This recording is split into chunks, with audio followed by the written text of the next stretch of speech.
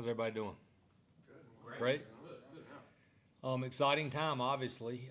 Our official team practice starts tomorrow, but we've been in small groups, and when the NCAA changed it where we could have more than 4 out there at a time, you can still have a lot of practice. You just can't practice as long. So the exciting thing for us with team is we can get into our 20-hour weeks, utilize the time a little more, and get more done. But this is an older group, a great mix, a very talented freshman class as well with the transfers and some guys that came back, and everybody worked over the break. They look great. So far so good. It's been a great, I guess, we started classes January the 10th, however many days that is. And we'll start back at it. We're off today, and we'll get back at it tomorrow and scrimmage as much as we can. And the good old NCAA decides to give us 3 weeks of team before we start. So we got to try to cram in as much as we can. But it's an exciting group. I'm excited for them. And you get to a point where, you're ready to play somebody else. So I just have to keep these guys healthy and keep them plugging and keep them getting better. We talk a lot about chemistry, especially in basketball, because there's a small group. But can you sort of talk about the chemistry building with the new guys you mentioned? This transfer era has rosters shifting so much. How has that process been since you guys got together, I guess, last fall? Yeah, it is a process, some quicker than others. I feel like the maturity of the incoming guys, helped. They've been in college. They know how to manage themselves. So really, for me, the chemistry was more with the freshman class, getting them used to our culture and our standards. The other guys pretty much know what it's like to be in college. But that word, we actually talked about chemistry yesterday. And I was just telling the guys that word, you have to understand what that word really, really means to have good chemistry. Because everybody's not always going to be best friends, especially in any locker room. So true chemistry is throughout the course of a season, everybody keeps the same common goal, and that is the team comes first and us winning comes first. And that can be a challenge. Obviously, the more talent you have, the harder it is to get on the field. But so far, it has been great. We have great leadership. First time we have named captains, or I have named captains as a head coach, Jackson Vanderbrake and Jake Knapp. Will have the C on their chest, and they deserve it. The players voted as well, but ultimately we made the decision as coaches. So we feel great about our leadership, but you don't truly find out how good your team chemistry is until you get rolling into that season, and probably until you have a little bit of adversity.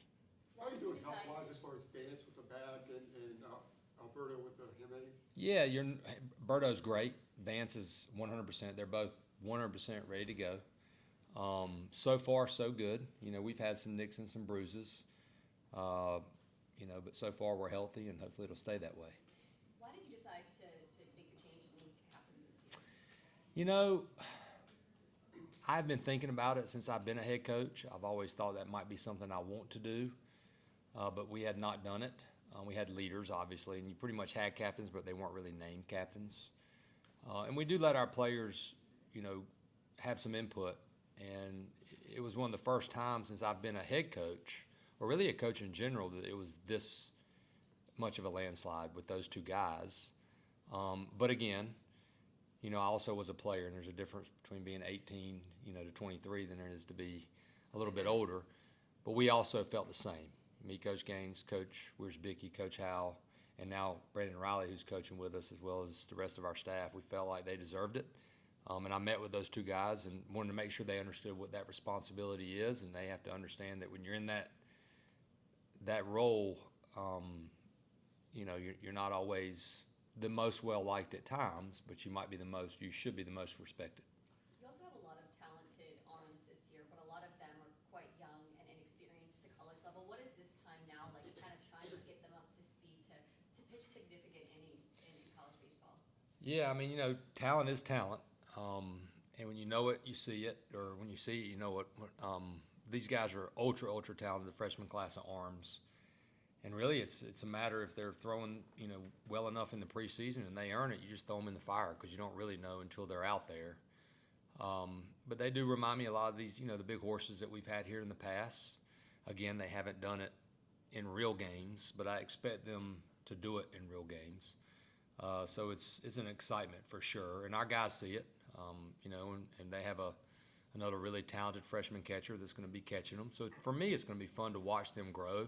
There'll be some ups and downs, but we do feel like we return some older arms that if we can get them in the right roles, they can all work together to hopefully help our team win. Is this the best group of newcomers you brought in? Oh man, we've had some good ones.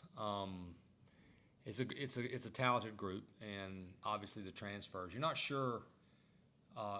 You actually see probably the high school kids more than you see the transfers, and the transfers have been phenomenal, every single one of them. So they've got a chance to help us as well. So if you combine them two now with the era of the transfer portal, since I've been the head coach, it's definitely probably the deepest and most talented group. But since I've been coaching at UNC, they're going to have to go out there and do it. One class, I believe, was ranked like 26, but then later they re-ranked that class that had Emmanuel, Calmaran, some others, and it was ranked 1.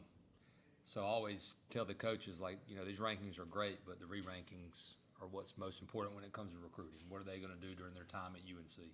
Scott, what is the road back for Vance look like? And there's obviously such a disappointing thing at the end of last year. Like, what sort of, I don't know, energy or spirit have you seen from him just running around out there? Yeah, it's funny you said that because Mac Horvath's in town, and he's here training, getting ready for pro ball. And we just got talking the other day, back to back. Now, his was later, but he has the appendicitis, and he's out against Arkansas. And then Vance last year, we sweep NC State, and I felt like we were gaining some momentum. And you can't make excuses. You still got our guys still battled. They made a run in the ACC tournament. Clemson was hot and beat us, but our guys know, that was a blow. And number one, to get them back, has been awesome for our guys. He's the best center fielder in the country. He's a game changer defensively. Obviously, you guys know what he can do offensively. But it's been a process because when you have an injury like that, my big thing the whole time with Vance is why rush? There's no reason to rush. So we probably even took it a little bit slower, but he played that last game 100% against Liberty, I believe, in the fall. And he has felt great, and, it's healed. As a matter of fact, it's amazing to see because, he doesn't do as much heavy lifting. He does way more core stuff, but he looks like he's been lifting heavy, because he's as strong as he's ever been. So we've learned a little something from that as well. Like, hey, let's make sure we keep this baseball strength and try to stay healthy. His was a little bit of a freak accident, with that lower back, but, he's been great, and he's healthy. And he's the type of kid, too, that I'm just going to have to say, hey, man, you're not hitting today because he wants to live back there in the cages. And I'm like, hey, let's keep an eye on that thing and don't let it, be aggravated again. But it shouldn't be. He's healthy. Scott, just to follow up on that real quick. Was that sort of like an overuse injury? I'm assuming you don't have surgery on something like that. A really good high school quarterback. He ran the ball a lot. He plays like he plays. And, the research we found is that injury has happened quite a bit with dynamic, fast center fielders. So he was able to get some really good professional help, too, to get it better and make some comparisons and some comps. I don't know, if it was one jump into the wall or one slide. We just noticed against NC State the last day that he was jogging. I noticed he was jogging really tenderly out to center field. And then we just said, well, let's just get it checked out. And we kind of held him out. And then, once we got the scan showed what it showed. And, I'm thankful that we got all that and he didn't try to go because he wanted to play, obviously. And I don't think I've taken him out, but of maybe one game, maybe two. And I hope not taking him out of any this year. Scott, you mentioned the newcomers, a lot of them between the transfer portal and the freshmen. Do you think that is just a function of where we are now in college sports, and that's going to be a yearly thing, or is it just unique to this roster this season? Well, you should have a plan. I think every team and program should have a plan on what they're trying to do, what needs they're trying to address. I still believe strongly in the bulk of your pitching needs to come from freshmen. If you can get a transfer, you're going to try, obviously. You want to get an established guy most of the time that started. But there aren't many, Paul Skeens that go in the portal every single year. And then if they are, you guys know what the landscape is. I don't have to say it. It's just not easy to land those guys. But I do think with the landscape it's going to happen more. However, the fifth years are about to go away. So that's I always say we're all going to go back to having to recruit a little bit more.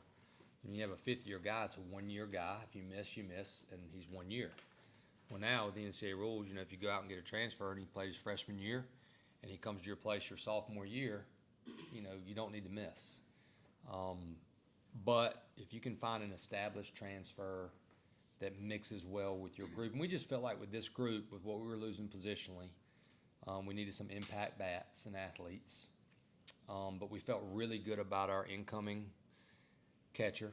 We felt really good about the high school position players that we had, but we didn't commit many for a reason. Obviously, we lost Walker Jenkins. But the arms, and you had to have a little bit of luck. This year, you look at all these classes we've had, when we landed Barden Miller, Alex White, Matt Harvey, Dustin Ackley, Kyle Seeger, all those guys could have signed professionally out of high school. And then are they going to make it here? Are they going to enroll? We had a class 1 year in 14 that was like Jack Flaherty and Mitch Keller and all these guys, and they all signed.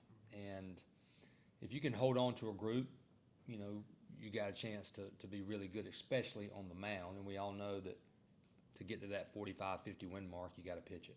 I thought I heard you say that there were freshmen who turned down a good bit of money to come to college. Who specifically were you speaking of? A lot of them. Yeah, I'm not gonna. I can tell you, I lost some years those 3 days during the draft. They were all here in summer school, and that's the great thing about UNC and our school supporting us and bringing these guys for summer school, because they fall in love with the place. I mean, who wouldn't? And that makes it a little harder on them to sign. Even a guy like Walker was here in summer school, going every single day, and he wasn't going to sign unless what happened, and it just happened. But the other guys, some clubs made some hard runs at them, and luckily for us, what they told us was true, and they said they're not going to budge unless it's a certain amount. And that I'm thankful they didn't get that amount, because I think they're going to get that amount when they leave here. And they're also, you have to get the right kid that cares about being at UNC, the degree. Leaving here after 3 years, I'm going to be more prepared for life in general than I am if I sign out of high school. You've talked about Luke Stevenson a couple of times now, just mentioned him in passing. What does he bring behind the dish that's maybe a little bit different than what Tomas did in his time? Yeah, obviously we're going to miss Tomas, a fiery leader. On some really good teams for us. Luke is a different player. He's just a bigger, more physical kid, left-handed hitter. Just naturally more powerful than Tomas. And he's played at the elite level, just like Tomas did. So he's coming in here. I felt like Frick would be able to handle our pitchers pretty well, because he traveled and played at a high level. Same thing Luke did. But you don't see many kids at Luke's age just that gifted naturally with his arm, with his receiving ability. Usually it's like, man, this kid can really hit, but he's okay behind the plate, or he's lights out behind the plate like a Jacob Stallings was, but it's going to take him a little while to hit. And he runs the show, which is impressive. Like when you go watch Luke Stevenson, he's going to talk. If anything, I'll have to tell him to not talk, but I don't want to tell him that, because that's what you want from our catcher. He'll have energy. He's got a good arm. So I'm excited to watch him. He's not going to be perfect, but he reminds me like the Inetas, the Fedoroviches, those type of kids that can handle the ACC as a freshman. It doesn't mean he's going to be first team All ACC or the freshman rookie of the year, but he could as well, because he's that talented. Coach, how important is it going to be for Luke having Parker Haskins behind him as like a mentor? Yep. You bring him in, he's been playing at for 4 years. What is that role going to be for him? Yeah, the neatest thing now with the technology and the advancement of everything in baseball is you can figure out if a catcher can really receive. And Haskins was one of the top in the country at stealing strikes. So when we're looking at all these guys on the transfer portal, we're if we know what we're looking for a guy that, hopefully Luke makes it. But if Luke doesn't make it to campus and signs professionally, can this guy run our staff? And we felt like that about Parker. He's an unbelievable receiver. Doesn't have the arm Luke does, but he's a smart player, phenomenal teammate, another left-handed hitter, 4 years of college experience. And he is the right type of guy to be with Luke. And he makes Luke work because he's good.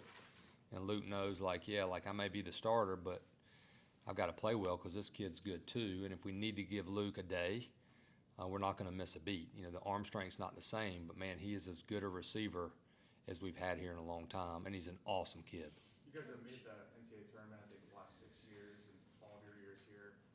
What do you think, is that like the floor of expectations? What are your expectations this season?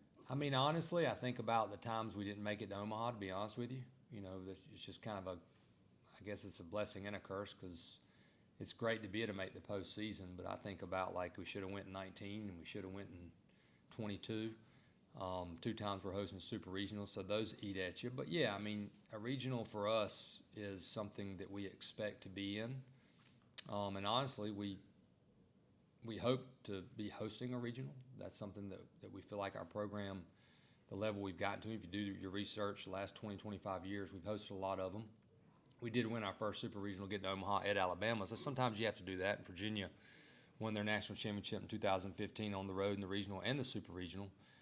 But, you know, that is something, like, for us, like, we don't really talk about making a regional. That's a given that obviously you got to make a regional to win a national championship. But we just talk about what our expectations are, and they haven't changed since I've been here with Coach Fox, and it's to be the first team at UNC to win the national championship. So that's our ultimate goal. Coach, around this time last year, you talked about that you had a talented yet unproven pitching staff.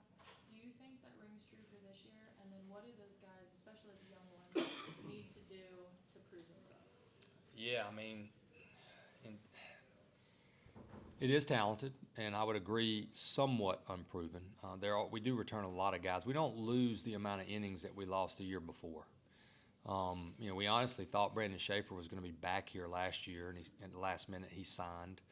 And I understand that every kid wants to play professional baseball, but we felt like he was going to come back and throw. He threw 96 innings, I think. I think we thought he might throw 120 because he'd be a year better, a year more experienced. And there's a kid that took the ball for 1 day's rest and won a regional for us. But until you go out there and do it on a consistent basis, it is a little bit unproven. But I also feel like we have some guys that have shown that they can pitch at this level, and they got thrown in the fire, and they got thrown in really tough situations because our starters didn't go extremely deep. So we return guys, like Knapp and Peterson and Pence and Poston, Pageant, Matthias, Percival, and they've all improved. One reason that they've improved is because they're good kids and they work. But when you get here in the fall and you see the talent level that just came in, you realize you better improve, or you're not going to have any chance to pitch. So, I would say that's an accurate description. But I'm looking forward to seeing these guys. When you're a freshman, you're going to have some ups and downs, but I don't look at it that way. I look at it that Dustin Ackley, we started when he was a freshman. Kyle Seager, we started as a freshman. If they're talented enough, you throw them out there and let them learn on the go. Scott, could, With Jake Knapp, you've kind of talked about him taking that workhorse Friday guy starter role. How have you seen him evolve? Because he went from JUCO and now he was. Yeah, he actually went to Wilmington.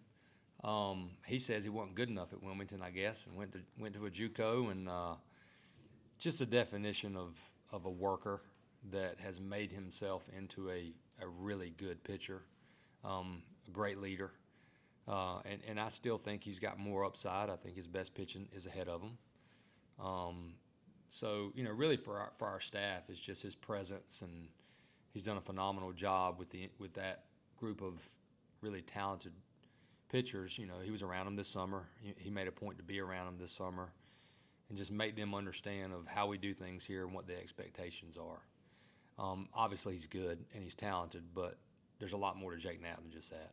Scott, could you go position by position? I know center field is obvious, but who you expect to start, or who's favored to start in each position? Yeah, I mean, sure, I don't mind doing that at all. Luke will be behind the plate with Haskin backing him up.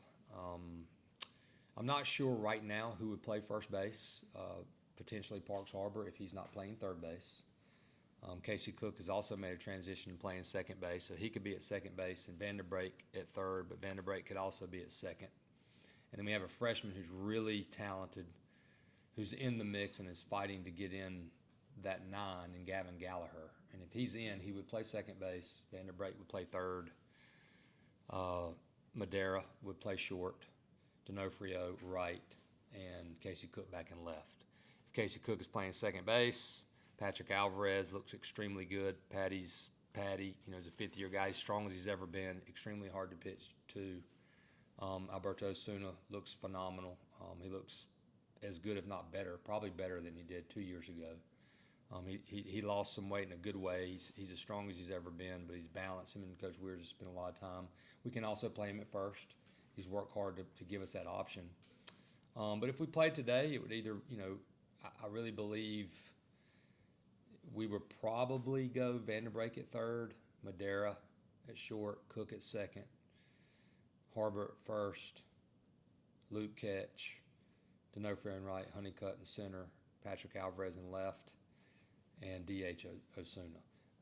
But we got 3 weeks to go, and Patrick Alvarez, obviously he's in there now, but Gavin, Hunter Stokely's back, Johnny Castagnazzi's back, Colby Wilkerson's back, and they played well.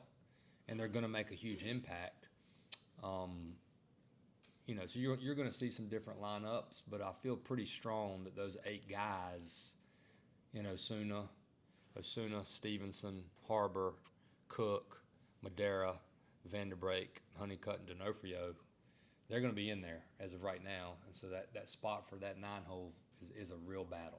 Scott, I know you said that preseason rankings are pretty much meaningless in the end, but when you look at the preseason polls, there's a lot of teams from North and South Carolina, the entire Big Four in the ACC plus ECU, Yeah. then Clemson, South Carolina, and Coastal. I mean, does it seem like the talent in this region is as good as it's ever been?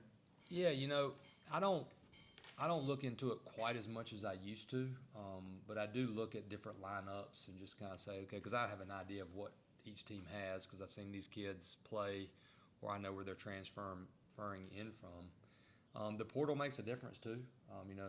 Who gets lucky and hits it with that.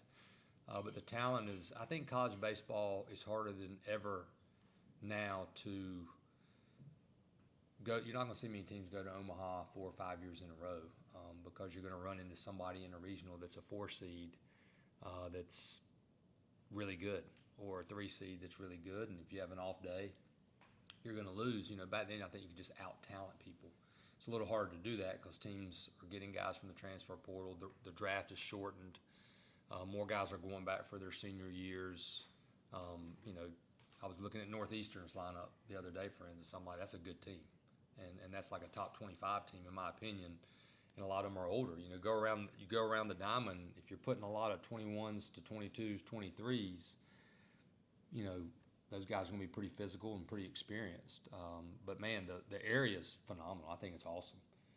But, again, they're preseason, so we'll see where everybody is, as we move along throughout the season. Caleb Cost, is he going to go to spring football, or is he going to help you, or both? Caleb, first and foremost, is an awesome kid.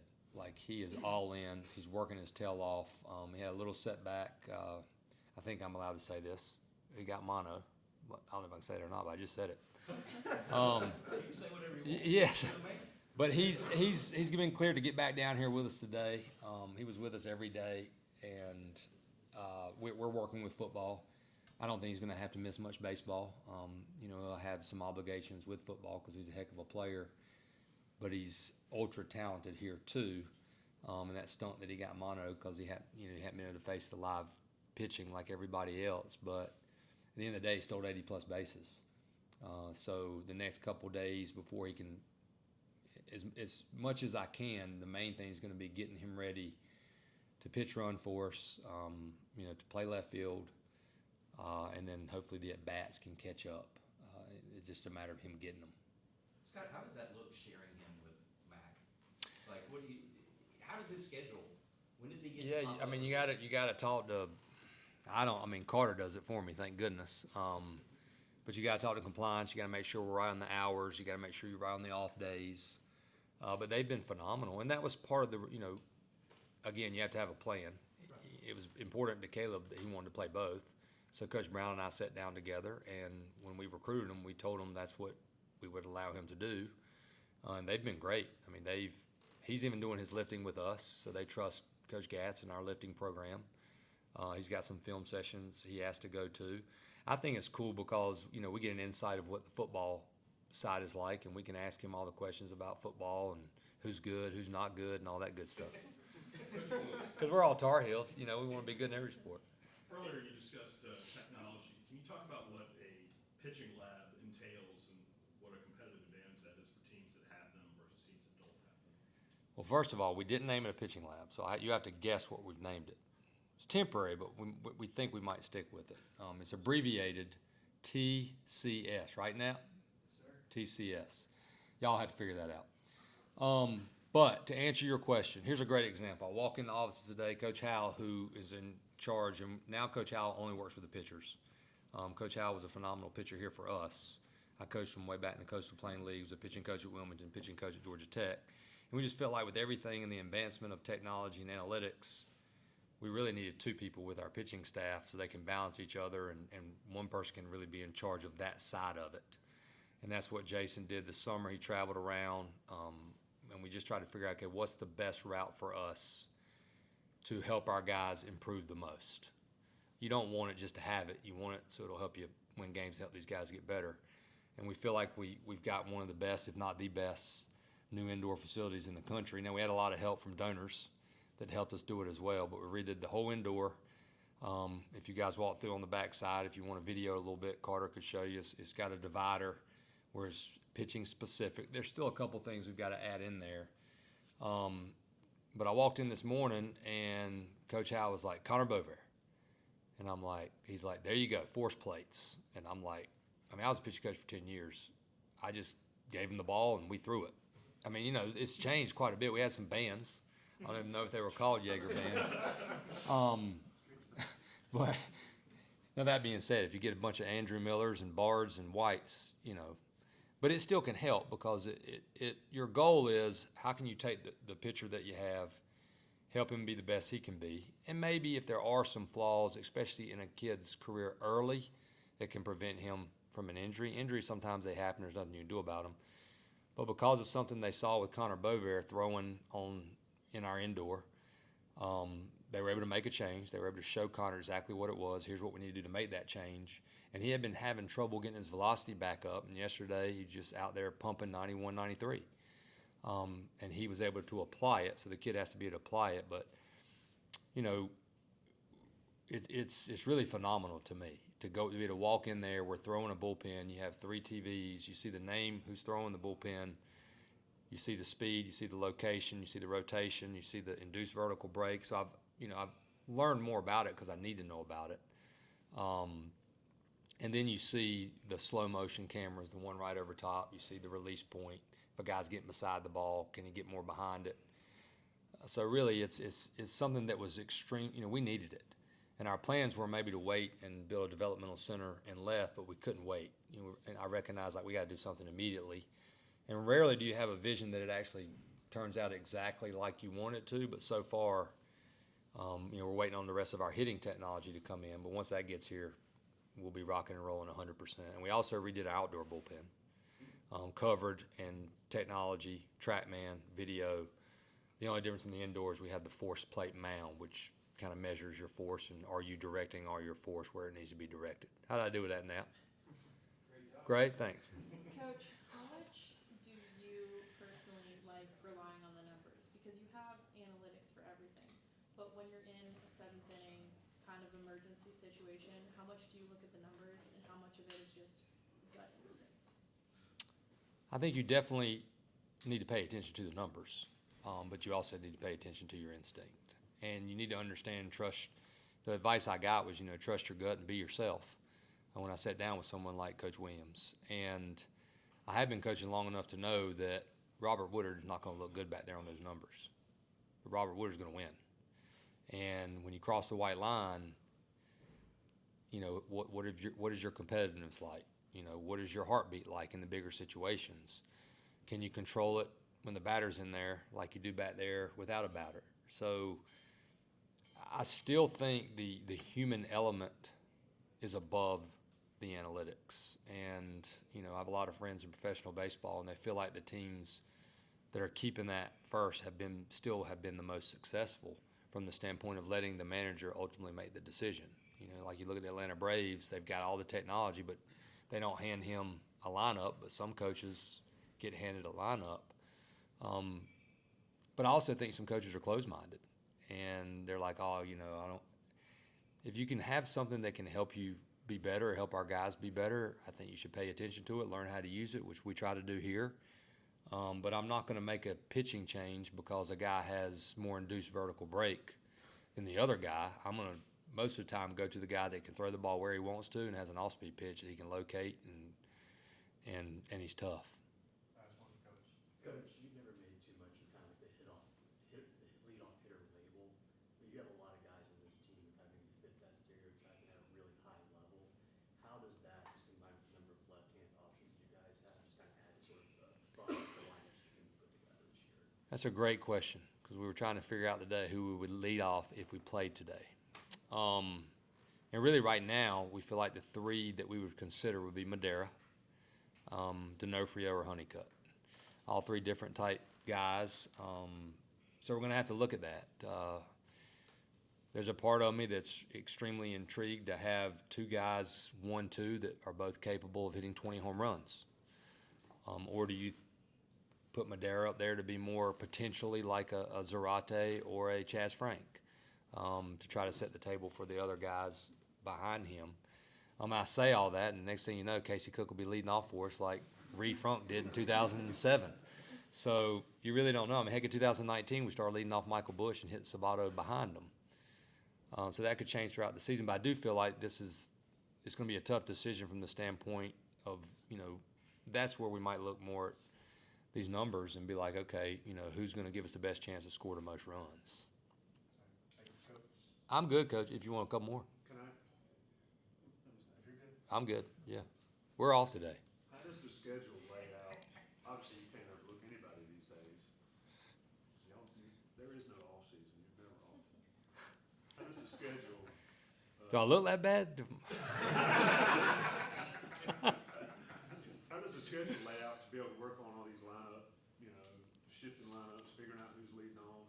That's your alpha on the mound, assuming we've been working all this out, starting on, February 16th. Yeah, like you said, you just the life of what we do. You spend a lot of time working on it and try not to overanalyze it, but you have a preseason for a reason. But you also understand that things are going to change throughout the season. In 2011, I was convinced as a pitching coach that Michael Morin was going to be a weekend starter and he was going to be an All-American. And moving him to the bullpen made us take off.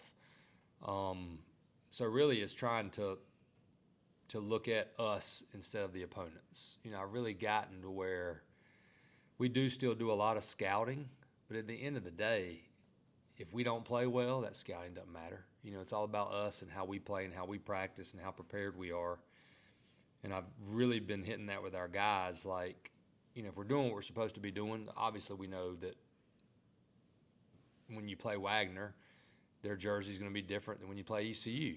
And there are going to be more people in the stands probably against ECU, but we should play the same. We can't be a championship team that doesn't play at a high level every single time. So just focus on our guys, getting them ready and go with it. Understand that you're going to have some ebbs and flows and have a short memory. Coach, going off the early question about just how many quality teams there are around here, just whether they're on the weekends or whether they're in ACC or not ACC, just how much do those games mean to you personally in this program as a whole? I love it. The better it is, the better the competition is, the better, the more you find out what you have. And I think we're the lowest ranked team. So they must all be better than us. So we just have to see if we can hang with them.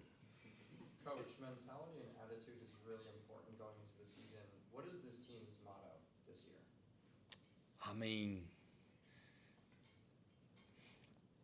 I have to go what I always go with, and it's just staying with the process. And these guys are going to say that I'm a Nick Saban disciple, and that's okay. But I just believe in it. Our motto is, more than ever this year, is also like we want to prepare the same every single day and as an extremely high level. And then when we leave here, we want to do things the right way, represent our program the right way, and trust if we do that over and over and over and over, we'll get the results that we want. Scott, what has been your off-season personal training program? Is that shirt a little tight on you, or have you pulled up a little bit? I wouldn't say that. Man, I would say Coach Savage said it best when I saw him in 2021. He said, "Man, you look like you've lost some weight." And he said, "You found out you don't have to work out when you're head coach because you have more stress." So my personal one is, I don't even know if I have one, to be honest with you. Get up early, stay late, and get after it every day, basically. Coach, you got a handful of guys that come from like a JUCO background or Madeira coming in from D3. What intangibles do those guys have when they have a path from JUCO up to the D1 level? I mean, JUCO's a brotherhood. We talk about it all the time. I was a JUCO. I was a double whammy. I was a JUCO and a D3. No, but seriously, those guys, the appreciation you see from even from the smaller mid majors, because North Carolina, you're talking the gear, stuff that shouldn't get you too excited, but until you're here, if you've been in a junior college or you've been in Division III, I mean, you probably wrote a check for your spikes, for a sweatshirt, for a hoodie, or you're doing fundraisers. So these guys, I mean, our JUCO kids and our transfers, all of a sudden they walk in that locker room the first day and they're like, "Holy Moses, look at all this stuff." They probably get more spoiled the longer they're here. But you could ask, a guy like Jake Knapp today what it's like to be at a smaller school like Wilmington, then go to a junior college like Walter State, and then come to UNC. But one thing I love about them is they all play with that chip. They're always trying to prove something. I've noticed that with D'Onofrio, kid that goes to a Division III. He tries to play at Stony Brook. They won't give him an opportunity. And then he ends up at Quinnipiac. He finds his own summer league to go to, plays in that summer league, ends up at Quinnipiac, becomes an All-American. Now he's at UNC. So that kid, he's not going to take a day off, and every day he feels like he's got to prove himself. Anything else, Coach? Thank you, sir. Small shirt. Thanks, Coach. On purpose, strategic. Right, well, Jake Knapp is up next. Thank y'all. good